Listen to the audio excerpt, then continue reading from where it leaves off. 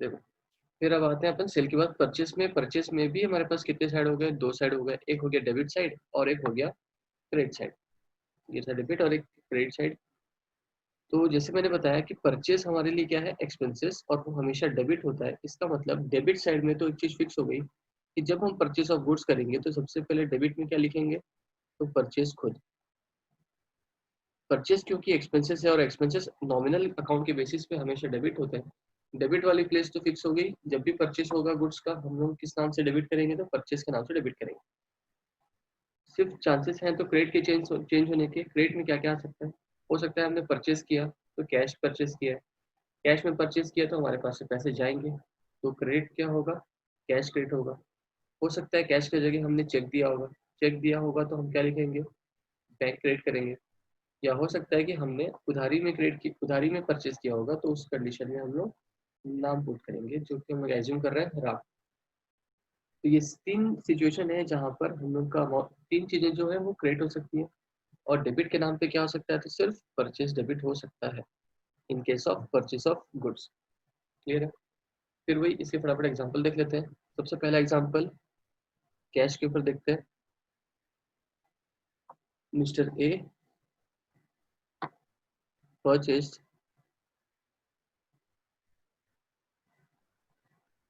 goods in cash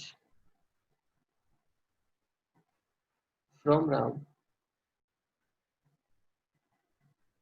for rupees 10,000।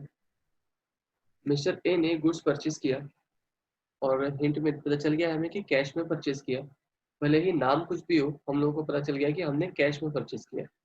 और for rupees कितने में, 10,000 में। हम लोगों ने कुछ खरीदा और वो क्या खरीदा, तो गुड्स परचेज किया। तो जब भी गुड्स परचेज होगा तो हमें परचेज या सेल शो करना पड़ता है। हमने क्योंकि यहाँ परचेज किया तो हम क्या शो करेंगे, परचेज शो करेंगे। तो परचेज से कुछ आ रहा है, क्या आ रहा है, गुड्स। तो गुड्स की जगह हम क्या लिखते हैं, purchase. Purchase account debit to क्या, हमने किस वे में परचेज किया, कैश में परचेज किया, तो क्या लिखा जाएगा, टू कैश। अमाउंट कितना, 10,000 और 10,000। देखो बस ध्यान देना है कि हमारे पास क्या आ रहा है और क्या जा रहा है। हमारे पास क्या आ रहा है, जो आ रहा है वो गुड्स, वो डेबिट होगा। और क्या जा रहा है हमारे पास से, कैश, कैश क्रेडिट होगा। बस गुड्स की जगह में हम परचेस लिखते हैं, इतना याद रखना है। हमारे नरेशन क्या होंगे, बीइंग परचेज ऑफ गुड्स, ये पहला। और ये फाइनली क्या करते हैं, हम अंडरलाइन करते हैं डेबिट तक। सेकंड, सेकंड पॉइंट है हमारे पास, mister A purchased goods from Ram for rupees 10,000 and paid through check। Mister A ने राम से गुड्स परचेस किए और पेमेंट किस तरीके से किया, तो चेक से किया। फिर वही पॉइंट, हमारे पास क्या आ रहा है और क्या जा रहा है। हम कुछ खरीदते हैं तो हमारे पास कुछ तो आएगा, तो इस बार क्या आ रहा है, गुड्स आ रहा है। गुड्स आ रहा है तो गुड्स डेबिट होगा, लेकिन गुड्स की जगह हम नाम क्या पुट करते हैं, परचेस। तो एंट्री क्या होगी, परचेस अकाउंट डेबिट। और हमारे पास से क्या गया, तो चेक गया। और चेक की जगह हम नाम क्या लिखते हैं, तो बैंक। हमारी एंट्री क्या होगी, purchase account debit to bank. Purchase क्यों, क्योंकि वो हमने गुड्स परचेस किया, गुड्स की जगह परचेस लिखा जाता है। और नीचे बैंक क्यों, क्योंकि हमने चेक पे किया, और चेक पेमेंट की जगह में हम क्या लिखते हैं, तो बैंक लिखते हैं। तो कुछ आ रहा है और कुछ जा रहा है, क्या आ रहा है, गुड्स, और क्या जा रहा था, चेक। उस बेस पे हमने जो कुछ आया तो डेबिट किया और कुछ गया तो क्रेडिट किया। अमाउंट तो फिर वही 10,000 का था, 10,000, 10,000। फिर वही नरेशन लिखेंगे और क्लोज करेंगे। आगे पॉइंट नंबर 3, हो सकता है कि हमने उधारी में परचेज किया, ना कैश पे किया ना चेक पे किया, हमने उधारी में परचेज किया। Point number 3, mister A purchase goods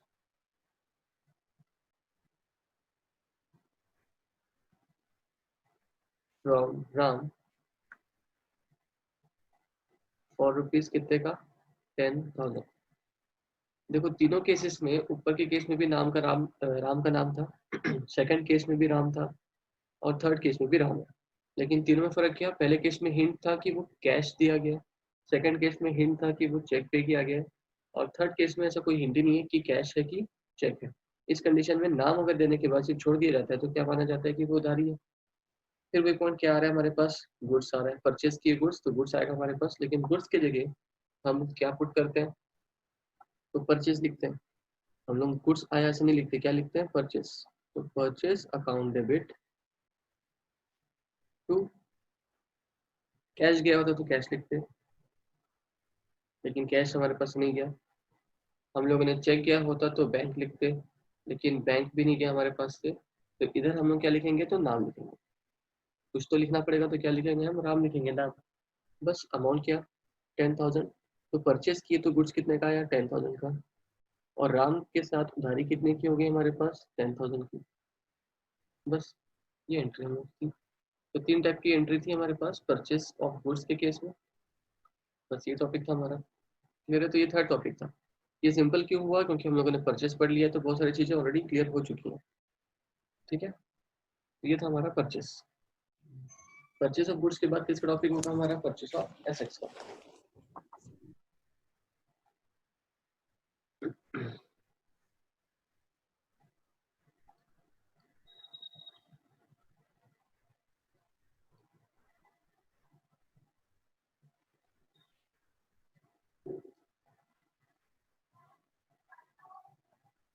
देखो, परचेज ऑफ एसेट्स में भी दो सीन होगा, एक डेबिट होगा और एक क्रेडिट होगा। एक साइड होगा डेबिट का और एक साइड होगा क्रेडिट का। क्योंकि हम डबल एंट्री सिस्टम पढ़ रहे हैं तो डबल एंट्री तो होगी हर केस में, चाहे वो कुछ भी पढ़ रहे हो। और फिर वही पॉइंट, अगर हम लोग कुछ परचेस करते हैं तो हमारे पास आएगा। अब एसेट हम लोग यहाँ पर एज्यूम कर रहे हैं कार। ठीक, हमने जो एसेट परचेस करना है वो क्या, कार। तो जब भी एग्जांपल लेंगे वो क्या लेंगे, कार का लेंगे। अब सीधी सी बात, हमने कुछ खरीदा तो हमारे पास तो आएगा। अब क्या, अब हमने कार खरीदी तो हमारे पास कार आएगी। तो इन शॉर्ट, इस केस में हम लोग का डेबिट होना तो फिक्स हो गया, कार डेबिट होने वाली है। तो जब जब हम लोग एसेट परचेज करेंगे तो वो एसेट डेबिट होगा, क्योंकि हमारे पास एसेट्स आएंगे, जो आता है वो डेबिट करते हैं। अब क्या आ रहा है हमारे पास, कार आ रही है, तो कार हम लोग क्या करेंगे, डेबिट करेंगे। अब बात आती है कि क्रेडिट क्या क्या होगा, जो जो जाएगा हम लोग क्या किया जा सकता है, तो हो सकता है हम लोगों ने कैश पे किया हो, तो कैश पे कर रहे हो, या फिर चेक पे कर रहे हो, चेक पे करेंगे तो बैंक आएगा, या हो सकता है उधारी में लेके आए हम लोग कार, उधारी होगी तो हम नाम कोड करेंगे। तो ये तीन तीन सिचुएशंस हो जा रही है बार बार। अब हमारा पहला केस, फर्स्ट पॉइंट क्या होगा हमारे लिए, कार परचेस्ड इन कैश। सबसे पहला सिंपल से सीन क्या, हमने कार परचेज की और किस में परचेज की, तो कैश में परचेज की। अब क्योंकि हमने कैश में कार परचेज की, हमारे पास दो चीज होगा, एक तो कुछ आ रहा है या फिर कुछ जा रहा है। आ क्या रहा है, तो कार, और जा क्या रहा है हमारी तरफ से, कैश। हमारी एंट्री क्या होगी, जो आ रहा है उसे डेबिट करो, कार अकाउंट डेबिट टू क्या, कैश। हमारे पास से क्या जा रहा है, कैश अकाउंट। और फिर वही नरेशन पुट करना है अपने को, बीइंग से शुरू करेंगे नरेशन और खत्म करेंगे। ये था पहला। दूसरा सीन क्या हो सकता है, हमने कार परचेज की और चेक पे किया, कार परचेस्ड या बाय चेक। कार परचेज किया हमने और क्या पे किया है, तो हमने चेक पे किया। हमारी एंट्री क्या होगी, हमारे पास क्या आया, फिर वही क्वेश्चन पहला, क्या आया हमारे पास, कार आई, कार अकाउंट डेबिट। हमारे पास से क्या गया, चेक गया, तो क्या होगा, entry to bank. Next, third scene क्या, कार परचेस्ड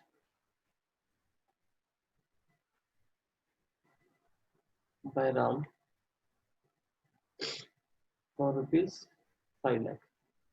5 लाख की कार परचेज की, लेकिन नाम लिख दिया, इसका मतलब क्या कि वो उधारी हो गई। हमारे पास क्या आया, कार आई, तो एक कॉमन चीज, कार डेबिट होगी, कार अकाउंट डेबिट टू। हम लोगों ने कैश भी पे नहीं किया तो कैश नहीं ले सकते, चेक भी पे नहीं किया तो बैंक भी नहीं ले सकते, तो बस नाम लिखना पड़ेगा, क्योंकि हमने उधारी में परचेस किया है, तो टू राम। और फिर नरेशन लेके खत्म करेंगे। अमाउंट कितना, कार के सामने 5 लाख डेबिट साइड में और राम के सामने भी 5 लाख। क्लियर है। एक और एग्जांपल देख लेते हैं कि अगर हमने कंबाइंड पेमेंट किया होगा तो। ये एक चौथा example, car purchase by Ram for ₹5 lakh and paid ₹3 lakh in cash. देखो थोड़ा सा आगे बढ़े अपन लोग इस टॉपिक में। क्या है कि हम लोगों ने राम से कार परचेज की, कार कितने की है, 5 लाख रुपीज की है। ठीक है। अब बोल रहा है कि हम लोग 5 लाख में से 3 लाख कैश में पे कर चुके हैं। मतलब उधारी कितने की हो गई, 5 लाख की, सॉरी 2 लाख की। टोटल कार थी हमारे पास 5 लाख की, जिसमें से हमने कैश पेमेंट कितना किया, 3 लाख का कैश पेमेंट किया। मतलब कितना पेमेंट अभी भी नहीं किया हुआ है, 2 लाख का पेमेंट अभी भी नहीं किया हुआ है। मतलब इसको हम लोग क्या बोलेंगे, उधारी में बोला जाएगा। क्रेडिट में परचेज किया हमने कितना, 2 लाख रुपए अभी तक पेमेंट नहीं किया। मतलब अभी इस बार दो चीजें हो गई, एक तो थोड़ी बहुत उधारी थर्ड केस जितना भी है, और थोड़ा बहुत कैश पेमेंट वो फर्स्ट केस जितना भी है। इसका मतलब अच्छा देखो, फर्स्ट केस में क्या था, कार डेबिट हुई थी, थर्ड केस में भी कार डेबिट हुई है, तो इसमें तो कोई चेंजेस ही नहीं है। बस चेंजेस क्या हो रहा है, फर्स्ट केस में हमने कैश को क्रिएट किया था और थर्ड केस में हमने राम को क्रिएट किया था। तो इस बार हमें दोनों को क्रिएट करना पड़ेगा, कैश भी और राम को भी। कैश क्यों, क्योंकि थोड़ा बहुत हमने कैश में पे किया, जितना हमने कैश में पे किया वो कैश क्रिएट करना पड़ेगा। जितना हमने उधारी में उधारी रखी हुई है उसके लिए हम लोग नाम को क्रिएट करेंगे, मीन्स राम को क्रिएट करेंगे।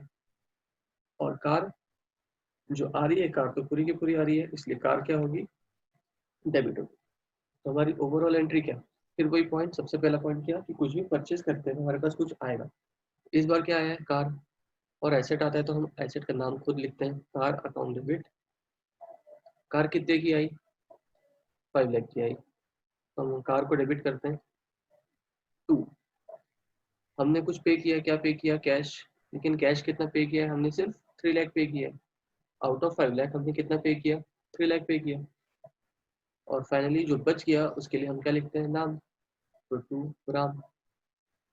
और उसका अमाउंट कितना होगा, तो 2 लाख, तो राम के सामने अमाउंट लिखेंगे 2 लाख। इन डायरेक्शन क्या होगा, being purchase of car from Ram and paid partly. हमने पूरा पे किया है क्या, नहीं, हमने कितना पे किया है, तो पार्टली पे किया है। मतलब जितना भी पे किया लेकिन पूरा पे नहीं किया, इसलिए पेड पार्टली। ये हमारा क्या था, पॉइंट नंबर 4। कोई डाउट है। नेक्स्ट टॉपिक क्या है हमारा, एक्सपेंसेस। और हमें पता है कि एक्सपेंसेस, अच्छा पहली चीज तो कॉमन भाई कि हर चीजों के दो साइड होंगे, एक होगा डेबिट साइड और एक होगा क्रेडिट साइड। जब भी हम डेबिट साइड की बात करेंगे और क्रेडिट साइड की बात करेंगे, कुछ ना कुछ तो हमेशा फिक्स होता है एक चीज। तो यहाँ पर भी एक्सपेंसेस, एक्सपेंसेस हम लोगों ने पढ़ा है कि as per nominal point of view expenses हमेशा क्या होते हैं, डेबिट होते हैं। इसीलिए किसी भी टाइप का एक्सपेंसेस हो वो क्या होने वाला है, डेबिट होने वाले। एक्सपेंसेस का नाम जो भी होगा वो नाम क्या होगा, डेबिट होगा। जैसे सैलरी पे कर रहे हैं, सैलरी पे किए तो सैलरी खर्चा है, सैलरी डेबिट होगी। वेजेस पे किए तो वेजेस डेबिट होगा। रेंट पे किए तो रेंट डेबिट होगा। तो जो भी सिचुएशन होगा उस सिचुएशन के बेस पे, जो भी क्वेश्चन होगा उस क्वेश्चन के बेस पे जो भी खर्चे होंगे उन खर्चों को हमें क्या करना है, तो डेबिट करना है। क्लियर। अब आते हैं क्रेडिट साइड में। क्रेडिट साइड में फिर वही कि कोई भी एक्सपेंसेस हमने पे किए, खर्चे मतलब क्या कि पेमेंट होगा, एक्सपेंसेस मतलब क्या होगा, हमारे तरफ से पेमेंट होगा। पेमेंट होगा तो हमारे पास से कैश जाएगा, तो क्रेडिट क्या होगा, तो जो भी चीज हमारे पास से जाती है वो क्या, वो क्रेडिट होता है। तो क्या जा रहा है हमारे पास से, हो सकता है हमने कैश पे किया हो सकता है हमने चेक पे किया हो। और चेक पे करेंगे तो क्या होगा, बैंक। और तीसरा सिचुएशन क्या कि अभी तक हमने कुछ भी पे नहीं किया हो, तो उसको हमें क्या बोलते हैं, आउटस्टैंडिंग। तो हम लोग क्या लिखेंगे, आउटस्टैंडिंग एक्सपेंसेस। तो ये चीज की थ्योरी हमने देखी है ना। एक आउटस्टैंडिंग के बारे में पढ़ा था शायद। आउटस्टैंडिंग मतलब क्या होता है कि जो भी चीज, कोई भी खर्चे हमारे बचे हुए हैं, पेमेंट हमारा बचा हुआ है, तो ऐसे सिचुएशन में हम एक्सपेंसेस को क्या मानते हैं, आउटस्टैंडिंग एक्सपेंसेस। तो जैसे अभी तक परचेज और सेल में हो रहा था, कैश होगा तो कैश, चेक होगा तो बैंक, उधारी होगी तो नाम लिखते थे।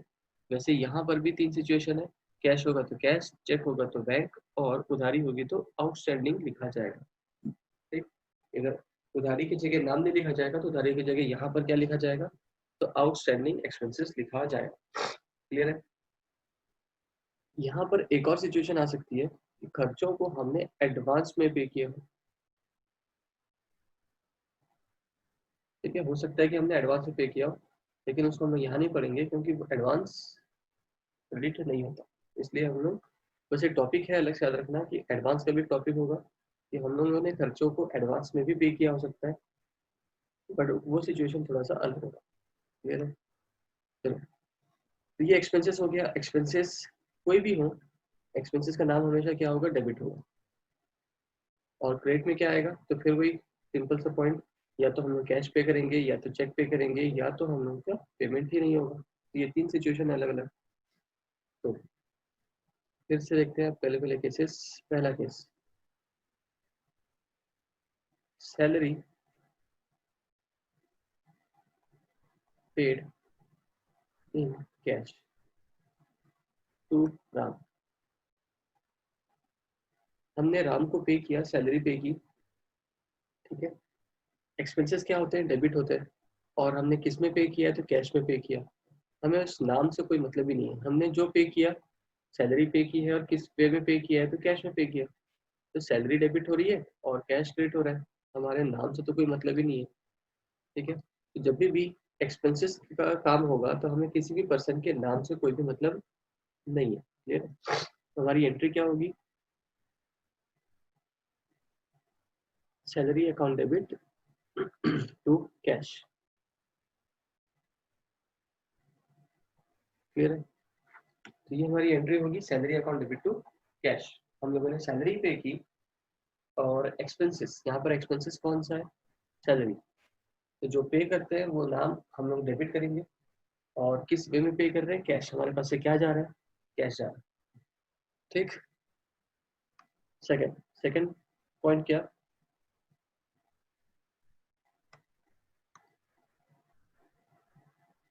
Wages paid through check.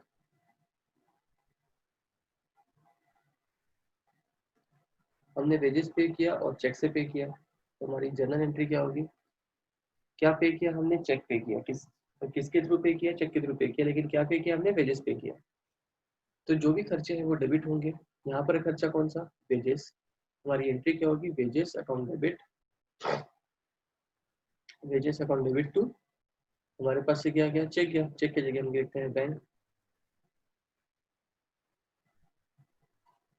और थर्ड केस क्या,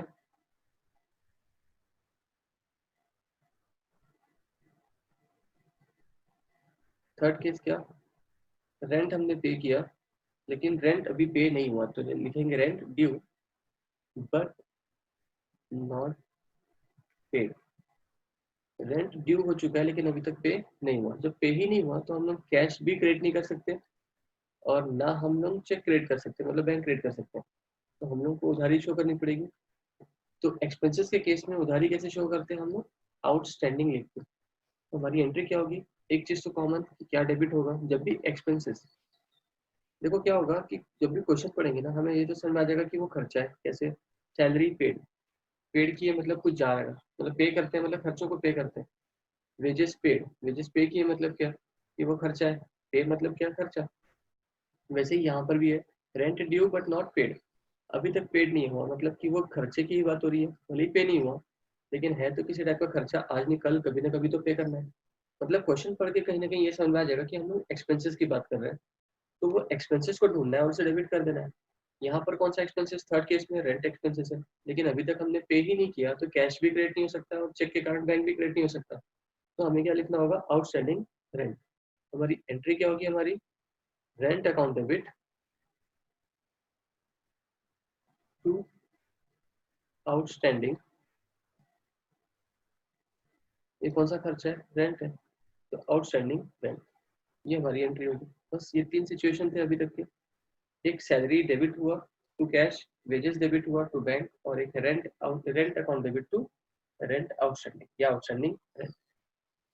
तो पहला सिचुएशन था जो कि कैश के लिए था, दूसरा सिचुएशन था जो कि चेक के लिए था, और तीसरा सिचुएशन था जो कि आउटस्टैंडिंग के लिए था। क्लियर है? अभी एडवांस वाला टॉपिक नहीं पढ़ रहे हैं, वो थोड़ा सा कंफ्यूज कर सकता है।